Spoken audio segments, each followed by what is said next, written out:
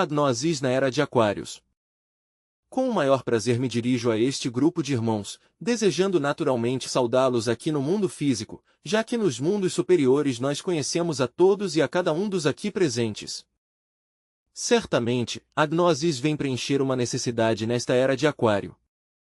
Em nome da verdade, devo dizer a vocês que a nova era começou, exatamente, a 4 de fevereiro do ano de 1962, entre as 2 e as 3 da tarde.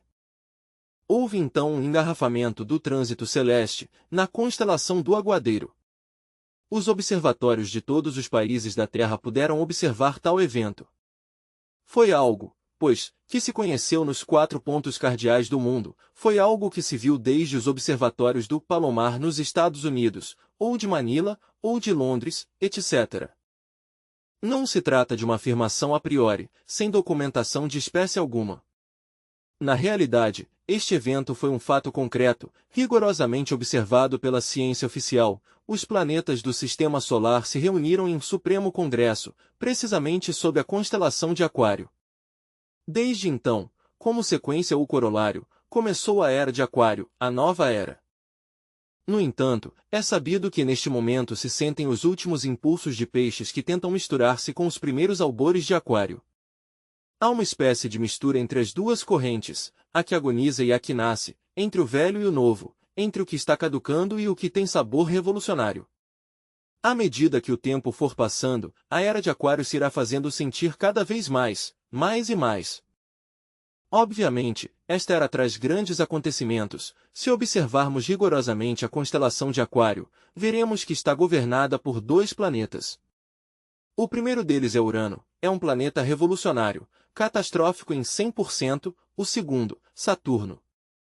Tal mundo está representado, na alquimia, pelo corvo negro, a morte, significa, de fato, o regresso ao caos original primitivo, isto sabem os divinos e os humanos. Frente à constelação do Aguadeiro, está a constelação de Leão. Obviamente, o signo de Leão é um signo zodiacal de fogo. Inquestionavelmente, o leão da lei sai ao encontro de uma humanidade suficientemente madura e vergonhosa, digamos, para o karma ou o castigo final. Observem bem a posição dessas 2 constelações. Numa, achamos a água, na outra o fogo. Bem sabemos através do curso da história, que o fogo e a água sempre disputaram o destino deste mundo.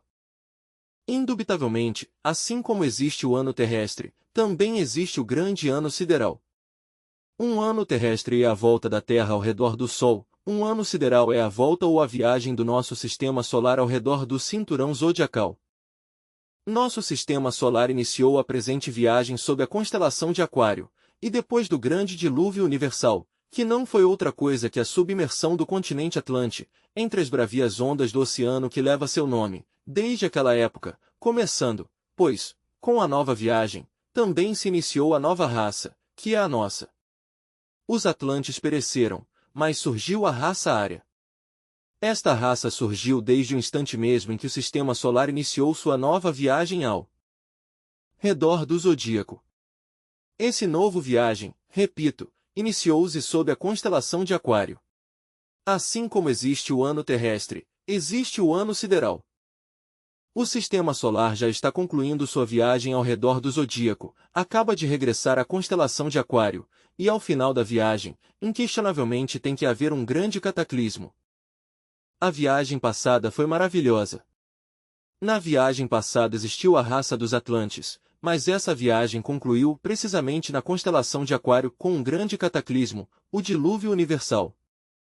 Agora, novamente, conclui a viagem do Sistema Solar na mesmíssima constelação de Aquário, então tem que haver, indubitavelmente, uma grande catástrofe.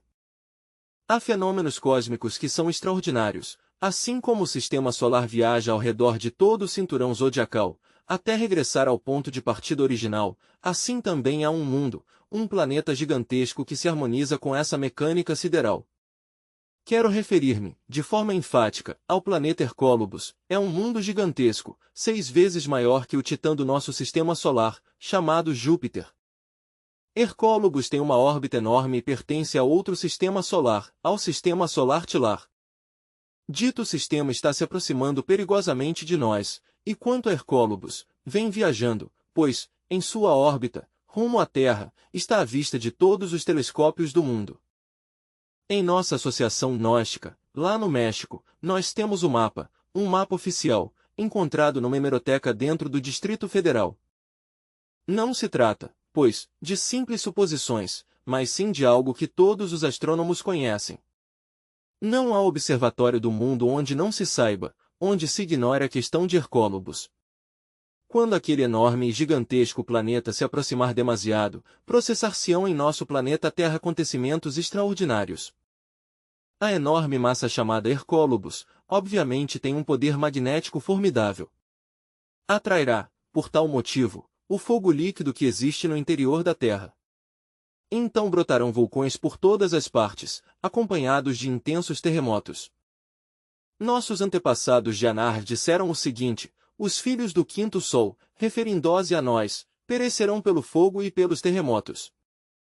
Isto virá a suceder com a chegada de Hercólobos. Virá, obviamente, o grande incêndio universal, preconizado pelos melhores videntes, São João, o vidente de Patmos, Jesus de Nazaré, o grande Cabir, Daniel o profeta, Nostradamus, etc., etc., etc. A chegada de Hercólobos causará, verdadeiramente, espanto em todas as latitudes do mundo. Assegura Nostradamus, de forma enfática, que este gigante dos céus será visível em pleno meio-dia, virá a interpor-se entre o Sol e a Terra, o que é sabido provocará um grande eclipse total.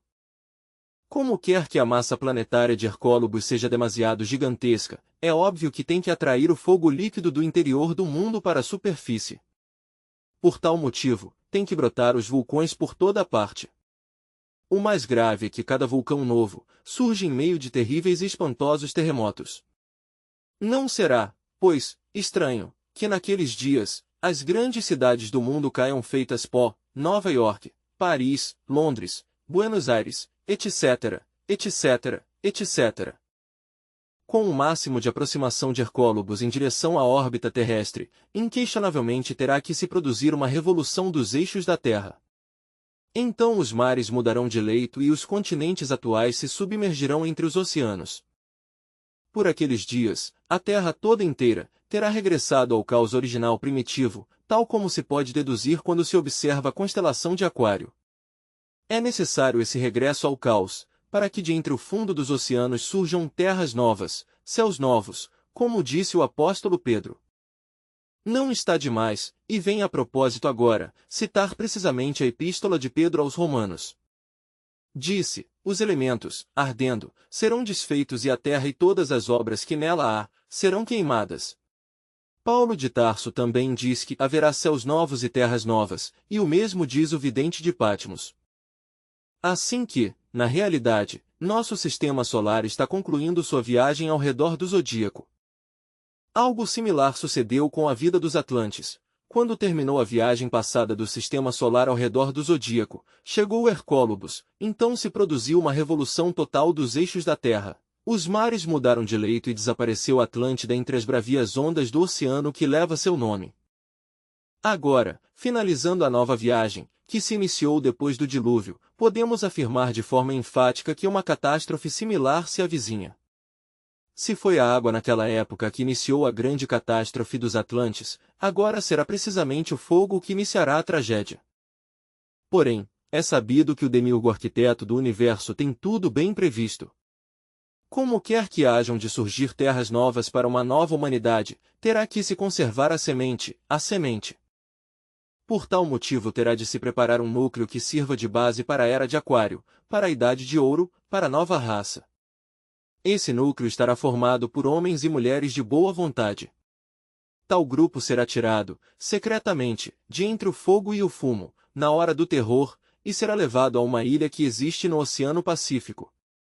Essa ilha está colocada de forma tal, tão estratégica, tão protegida pelas potências cósmicas, que os que ali forem não receberão dano algum, poderão converter-se em espectadores da grande tragédia. Lhes caberá viver, como os nibelungos da submersa Atlântida, entre o vapor da água e do fogo, porque por aqueles dias, a terra estará envolta em névoa, entre vapor de água. Caberá a eles contemplar, com inteira clareza, o duelo dos elementos durante vários séculos. Então, eles se acabarão de preparar, eliminando radicalmente de si mesmos os defeitos psicológicos, terão que reconquistar a inocência, se é que anelam ou anelarem viver na Idade de Ouro, na Nova Idade. Quero dizer a vocês, de forma enfática, que quando aparecer um duplo arco-íris nas nuvens, por aqueles tempos, os que estejam devidamente preparados o tomarão como sinal e passarão a viver em terras novas e sob céus novos, porque estas terras deixarão de existir, e estes céus, carregados de tanto veneno, terão passado à história. Surgirá uma terra nova. O que é hoje a fisionomia geológica do nosso mundo, será mudada totalmente. Haverá continentes novos, onde viverá uma nova humanidade, onde viverá a sexta raça raiz. Nós somos gente da quinta raça, a sexta será muito diferente. Antes de nós existiu a quarta raça, na Atlântida, muito antes dos Atlantes existiu a terceira raça, que foi a Lemúrica, no gigantesco continente Lemúrico, que então se estendia por todo o Oceano Pacífico, e muito antes que os Lêmures tivessem surgido, existiram os Hiperbóreos ao redor do Polo Norte, a ferradura desse continente formava o Polo Norte. E antes que os hiperbóreos surgissem à existência, existiu a primeira raça, a raça protoplasmática, no casquete polar do norte, que outrora estivera situado na linha equatorial. Digo assim, porque através do tempo há mudanças geológicas extraordinárias. Os polos atuais, por exemplo, agora já se estão desviando e um dia estarão na zona equatorial, e o Equador, atualmente, converter-se-á em polo em seu futuro. Isto já foi devidamente estudado pelos melhores sábios, a revolução dos eixos da Terra, a verticalização dos polos, etc. Assim que nos preparamos para gigantescas catástrofes, isso é óbvio. O movimento gnóstico, nossa associação de estudos gnósticos, antropológicos e culturais, só tem um objetivo: preparar o núcleo que há de servir para a futura sexta raça raiz.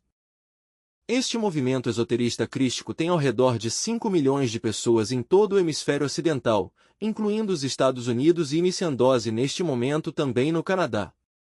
Somente perseguimos um objetivo: preparar o núcleo que há de servir para a futura sexta raça raiz.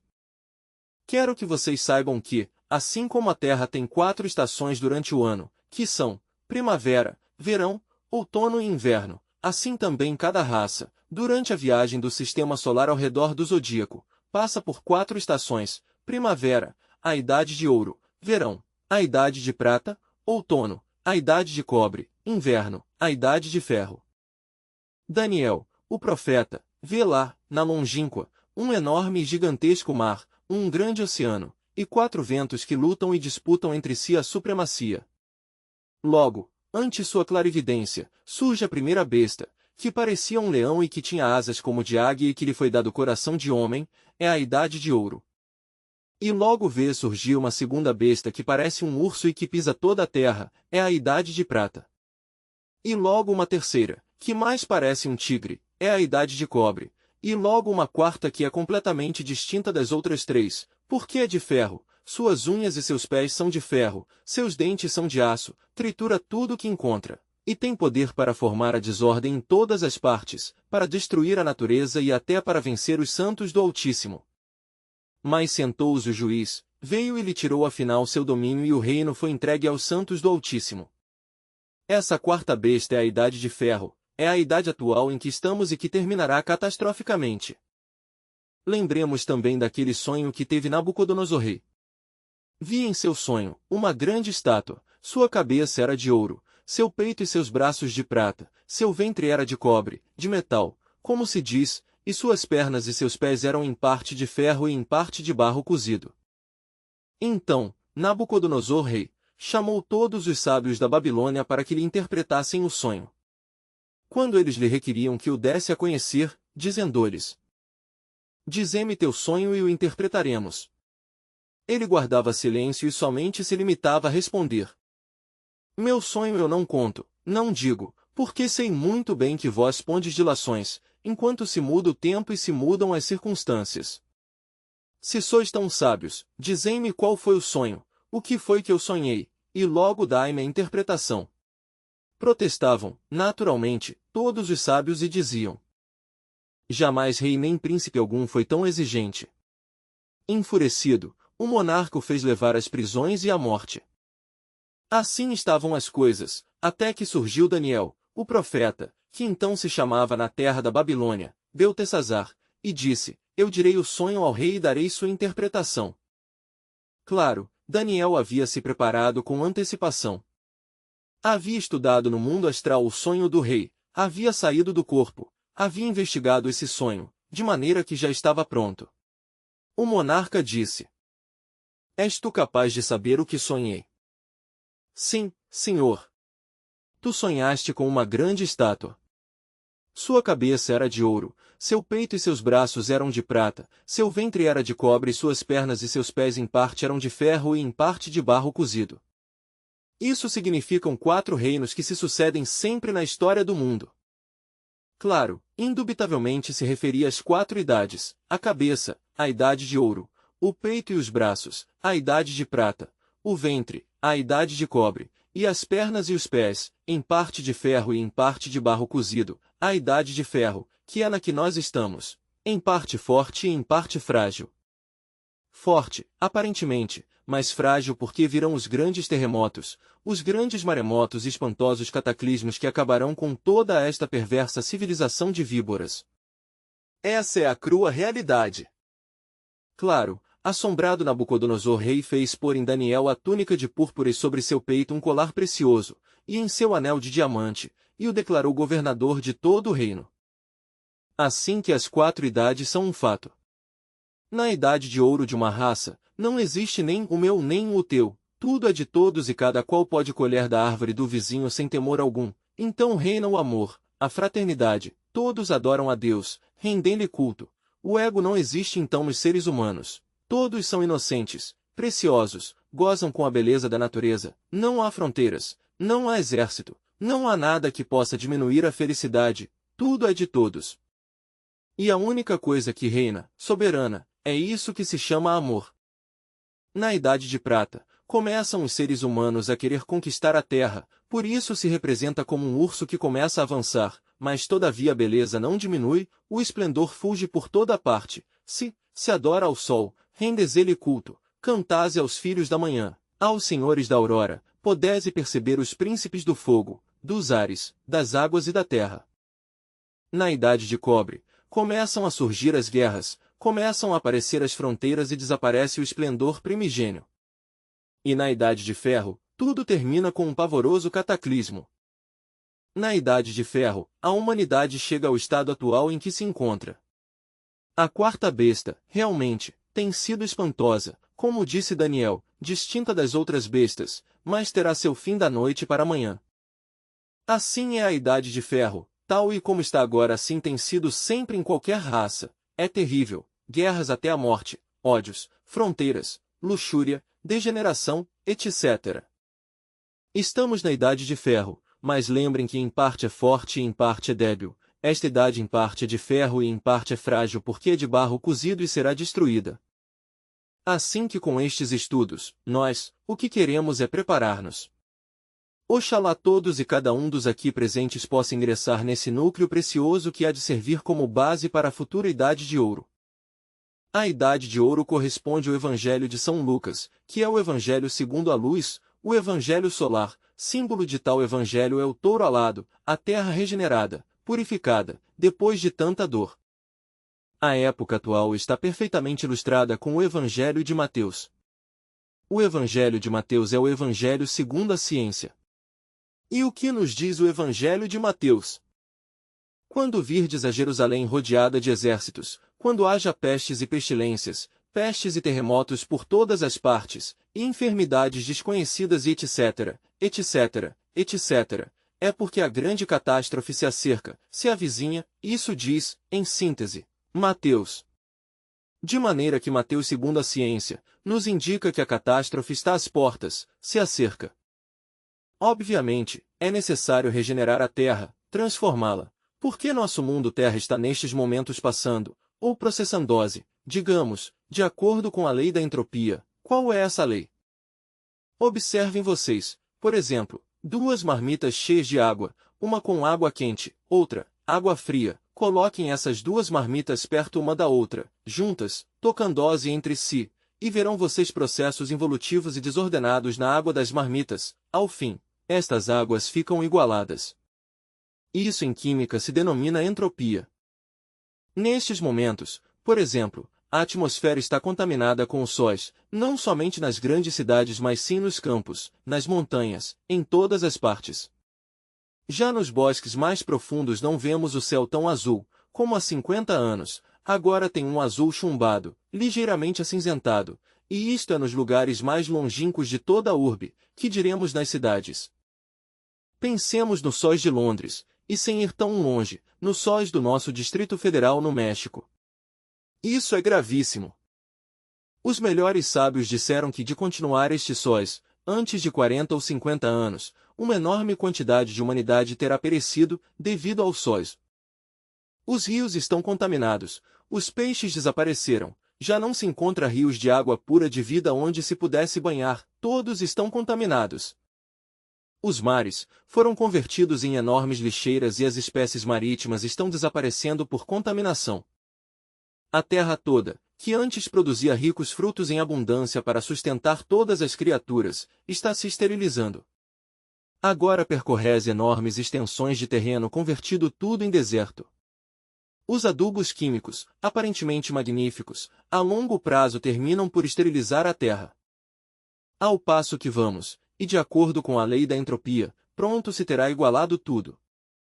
Se pensarmos em nós, se não trabalharmos sobre nós mesmos, se não lutarmos por transformar nossa mente, por transformar nossas emoções, chegará um dia em que todos seremos igualmente perversos e apenas haverá diferença entre pessoa e pessoa, ter-nos-emos igualado de acordo com a lei da entropia. Assim, a Terra inteira, toda, tende a converter-se em uma lua e nós, todos, evoluindo, com nossas mentes desordenadas, com nossas paixões animais bestiais, com estes desejos ou emoções de tipo inferior, como quer que não trabalhamos sobre nós mesmos. Estou falando desta vez em nome de toda a humanidade. Obviamente, chegará o dia em que ficaremos igualados e apenas haverá diferença entre pessoa e pessoa, todos seremos terrivelmente perversos. Essa é a lei da entropia universal. Necessitase uma transformação da Terra e do homem. Mas esta transformação somente é possível mediante um grande sacrifício, mediante um grande holocausto. Somente mediante o sacrifício é possível que uma energia inferior se converta em uma energia de tipo superior e diferente. Observemos, por exemplo, o combustível que põe em movimento uma locomotora. Este é sacrificado em aras da velocidade, em aras da força motriz que impulsiona o trem. Assim que o sacrifício é indispensável para transformar uma força inferior em algo distinto, em algo superior e diferente. Se a Terra não passasse por uma grande catástrofe, se não houvesse essa catástrofe, se tudo o que aqui estamos dizendo resultasse falso, então a Terra toda, e dentro de pouco tempo, estaria convertida em uma nova Lua, as espécies marítimas morreriam por contaminação. A humanidade inteira desapareceria por contaminação e por fome, as terras atuais convertidas em areia, em um Saara, em um deserto, seria impossível toda a vida e a lei da entropia se encarregaria de igualar tudo, até fazer deste planeta uma lua a mais. Assim pois, a catástrofe esta, não somente é um fato que já conhecem os astrônomos que vêm, mas que eles não o preconizam demasiado, porque lhes está proibido fazer escândalo com o propósito de evitar a psicose coletiva. E é que além disso é uma necessidade, trágica, é verdade, mas indispensável, ou perece a Terra ou se transforma.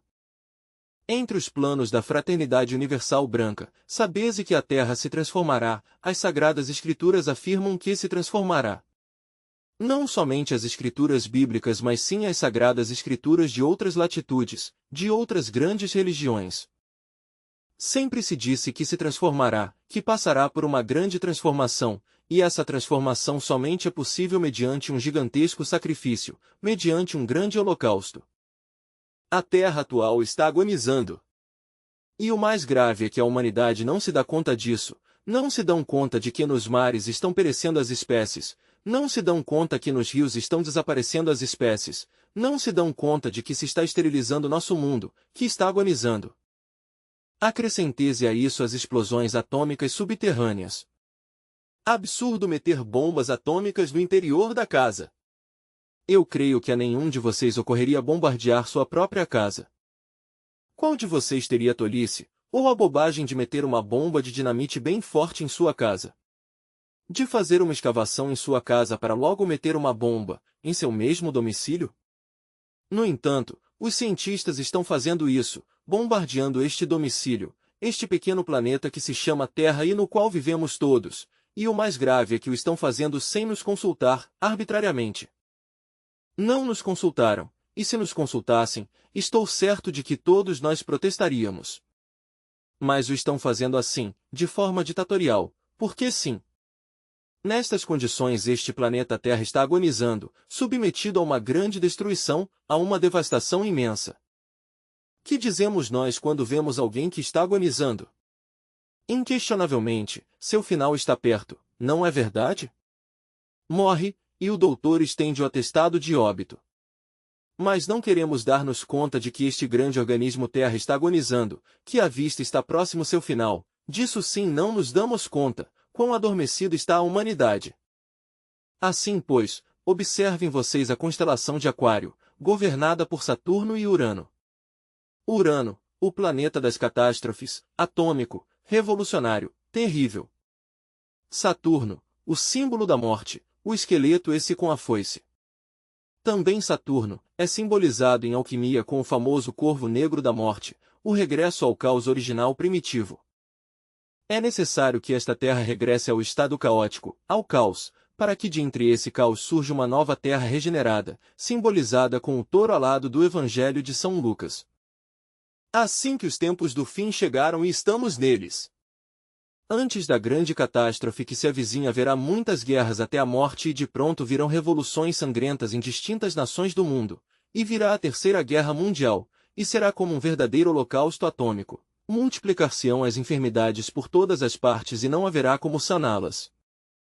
Devido ao abuso da física atômica, haverá um instante em que virá a decomposição do átomo em cadeia e os cientistas não poderão controlá-lo. Quando Hercólogos se aproximar demasiado, ondas imensas serão atraídas, precisamente, pela força magnética daquele planeta, ondas do imenso mar, ondas como jamais se havia visto e açoitarão as praias, e um som estranho sairá de entre o fundo dos oceanos. Por aqueles dias as gentes andarão pelas ruas como loucas, porque a energia nuclear contaminará o fósforo do cérebro, e as gentes meio dementes farão aparecer no cenário do mundo, cenas dantescas, maquiavélicas, horripilantes.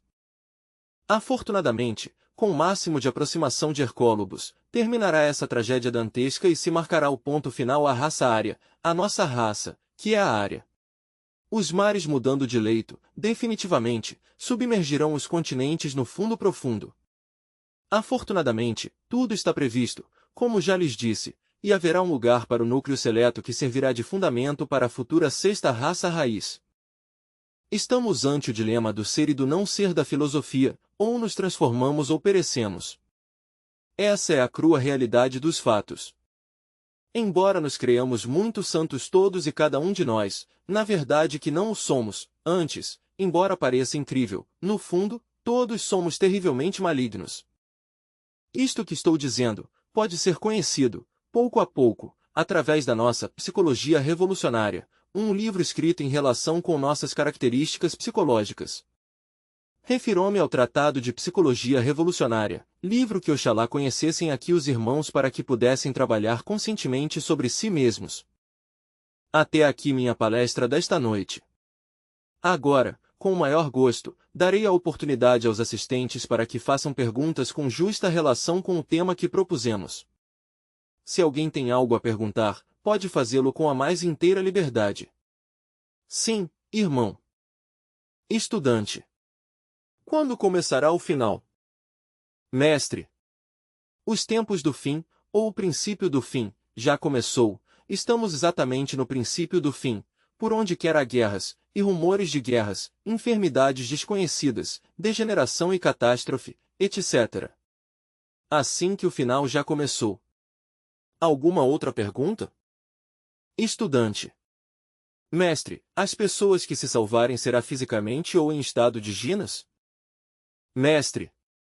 O núcleo de sobreviventes que servirá de base para a futura sexta raça raiz, que, entre parênteses, será chamada da raça Coradi, será tirado, precisamente, de entre o fumo e as chamas, em seu momento preciso, ou seja, antes que se termine todo este cenário que serviu para a quinta raça raiz.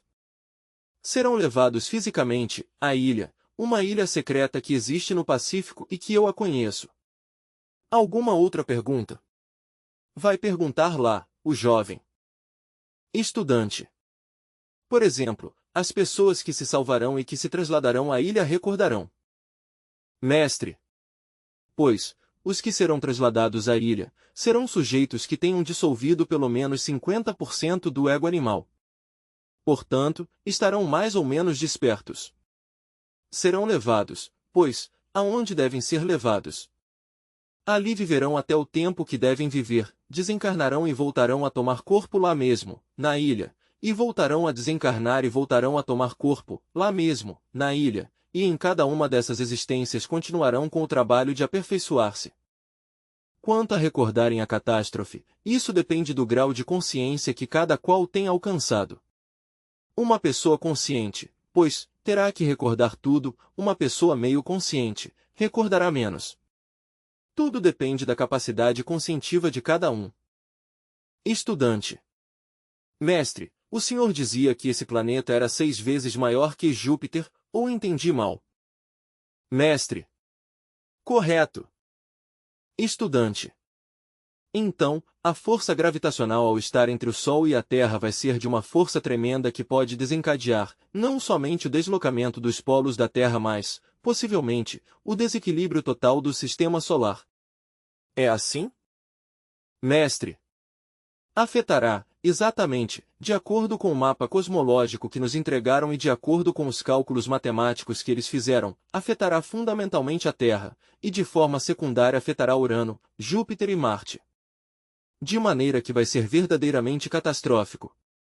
Mas, fundamentalmente, a Terra será a que receberá o principal impulso, a que receberá as maiores catástrofes. Estudante. Posso seguir perguntando? Mestre. Claro que sim. Estudante. Mestre, o senhor falou de um eclipse total, devido precisamente à presença desse planeta, não é verdade, entre o Sol e a Terra, é assim? Mestre. É assim. Haverá um eclipse total, e já Miguel de Nostradamus o adverte claramente. Disse que por aquela época haverá um grande eclipse total. Nostradamus pensa que isto pode acontecer no ano de 1999. Nossos astrônomos diferem um pouco com a data, os astrônomos pensam que isto pode acontecer no ano 2400. Estudante. 2000 o quê? Mestre. 400, a mim foi-me dito que seria em 2500. Contudo, Nostradamus é terrivelmente perigoso, porque nunca falhou e isso é o grave. Se tivesse falhado alguma vez, poderíamos ter uma espécie de esperança de que não fosse tão perto, mas não se conhece, até agora, a primeira falha de Nostradamus. Anunciou a Segunda Guerra Mundial com tal precisão, que causou assombro a todo mundo, disse até a data exata, a quantidade de anos que duraria, e ainda mais, mencionou até o nome de Hitler e o chama o Revoltoso. De maneira que o grave é que Nostradamus nunca se equivocou, isso sim é o que me tem a mim, francamente, bastante preocupado. E além disso, Hercólogos já está à vista de todos os observatórios do mundo, e se não se fala publicamente disso, é precisamente porque os astrônomos estão proibidos de fazer escândalo. Proíbes eles levar a humanidade a um estado de psicose coletiva. Mas eu tenho, e temos lá em nossa associação, os mapas que eles mesmos traçaram, os astrônomos. De maneira que o assunto é de conhecimento totalmente oficial. Isso é o grave. Estudante. Mestre, qual é a direção do planeta? Mestre. Pois, o planeta Hercólogos gira, tem sua órbita ao redor do Sol Tilar. E quanto à direção que leva, obviamente marcha em direção à órbita terrestre.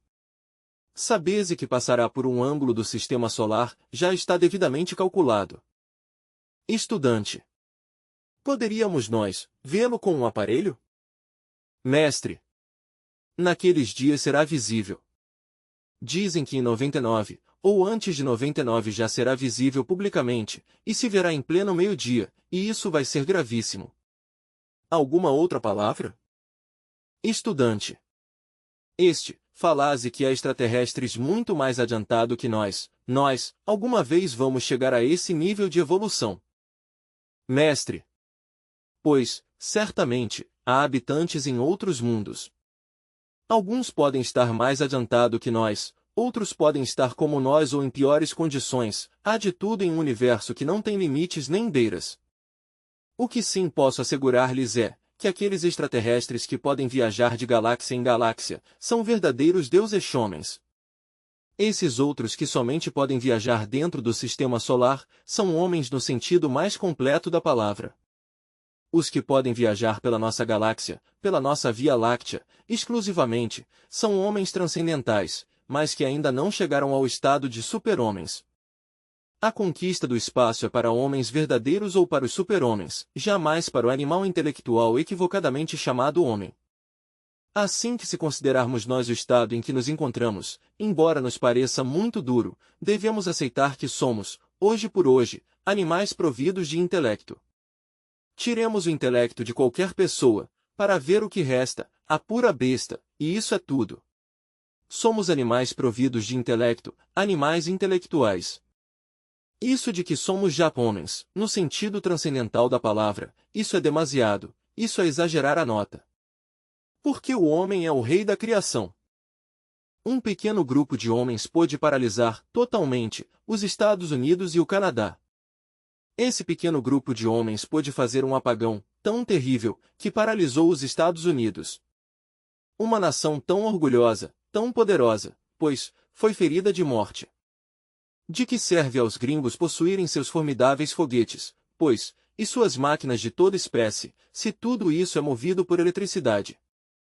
Na hora em que lhes faltou a eletricidade, com o que movem tudo isso?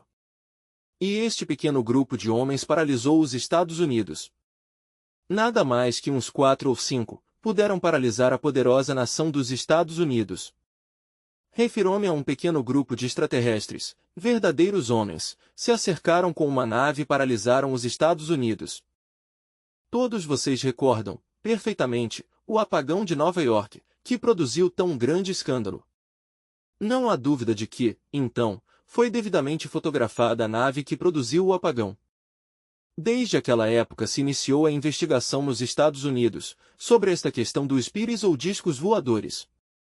Agora, já nem se quer falar nada nos Estados Unidos sobre isso. Claro, os gringos se sentiram incapazes de seguir investigando, e por outra parte não querem levar seu país ao estado de psicose coletiva.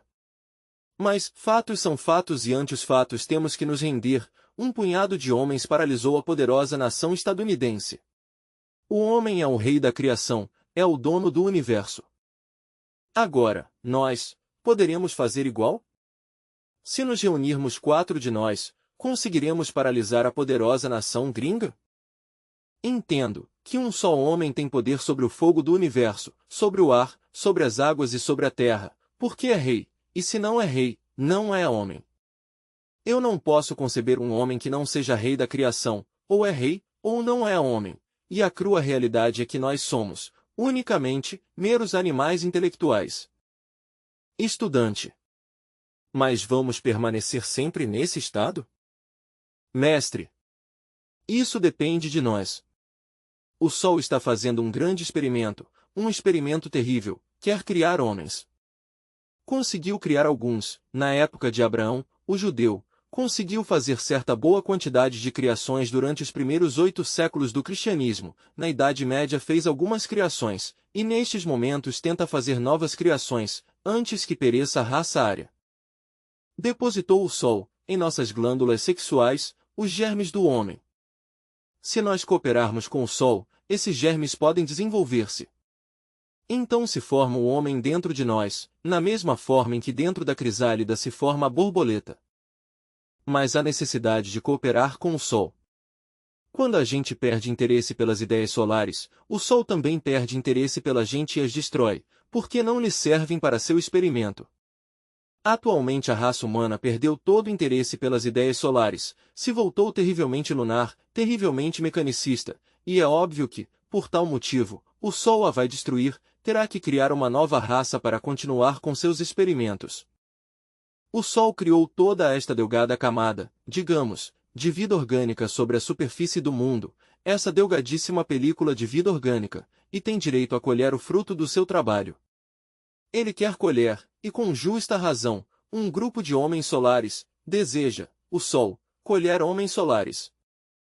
Se nós cooperarmos com o Sol, os germes para o homem se desenvolverão dentro de nós e nos converteremos em verdadeiros homens, no sentido mais completo da palavra. Converter-nos em homens é extraordinário, porque o homem é o rei verdadeiro, o rei da criação. Já lhes disse a vocês que 4 homens, nada mais, puderam ferir de morte os Estados Unidos com o apagão de Nova York. Desarmaram a poderosa nação estadunidense.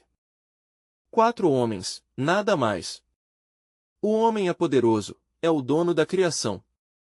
Nós ainda não chegamos.